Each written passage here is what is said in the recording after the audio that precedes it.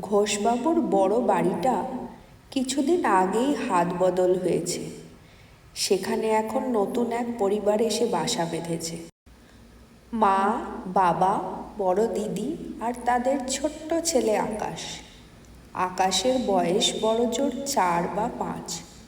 নতুন পাড়া, নতুন মানুষ, তাই সে একা একাই বারান্দায় বসে খেলে, নিঃশব্দে চারপাশ দেখে।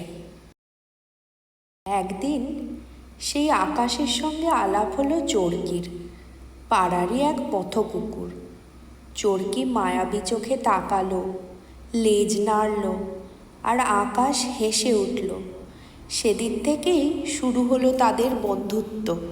মা মাঝে মাঝে রাগ করে বলতেন, সারা দিন ওই নোংরা কুকুরটার সাথে ঘুরিস কেন?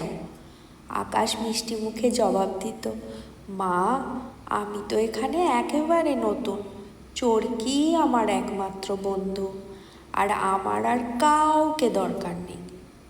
দিন কেটে যেতে লাগলো। চরকি প্রতিদিন সকাল বিকেল আকাশের পাশে এসে বসত। স্কুলে যাওয়ার পথে তাকে এগিয়ে দিত, আবার ফেরার সময় গেটের পাশে অপেক্ষা করত। এক বিকেলে আকাশ পার্কে খেলছিল।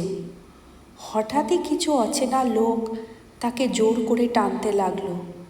কেউ ছিল না আশেপাশে, শুধু চরকি। মুহূর্তেই চরকি ঝাঁপিয়ে পড়ল, তাদের পা কামড়ে ধরল, জামা ছিঁড়ে দিল। এমন এক হট্টগোল পড়ে গেল যে লোকগুলো ভয় পেয়ে দৌড়ে পালালো। আকাশ নিরাপদে রইল। সেই দিন থেকেই পাড়ার সবাই চরকিকে অন্য চোখে দেখতে শুরু করল। মা বাবারও মন গলল। তারা বুঝলেন, বন্ধুত্বের কোনো শর্ত হয় না, থাকে শুধু ভালোবাসা।